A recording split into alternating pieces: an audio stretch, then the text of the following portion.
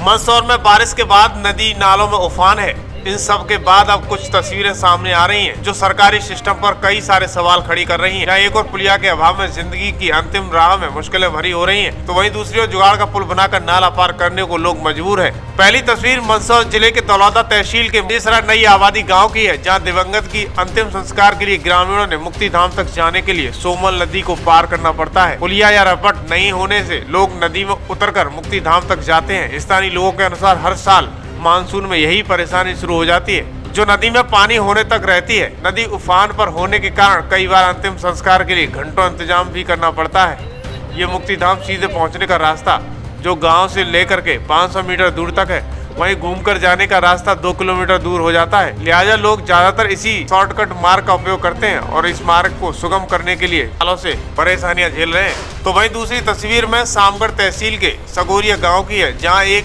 नाला लोगों के खेतों की राह में मुश्किल बना हुआ है। सरकार ने मदद नहीं की और अपने निजी खर्च से लोगों ने लकड़ी का जुगाड़ का पुल बना दिया है। अब ग्रामीण इसी जुगाड़ के पुल पर चलकर सगोरिया और चांदखेड़ी गांव तक का सफर कर रहे हैं। तस्वीरों में देखा जा सकता है कि जुगाड़ के पुल के नीचे नाला बह रहा है और नाले में पानी उफर रहा है। ऐसे में कभी भी कोई भी बड़ा हादसा या शिकार हो सकता है। लोग बताया जा रहा है कि ग्रामीणों ने कई बार नाले और पुल मांगने की शिकायत नेताओं से की है, लेकिन कोई भी क्षेत्राधिकारी, नेता और विधायक इस पर काम करने के लिए तैयार नहीं है। मैं दिलीप सिंह सगोरिया।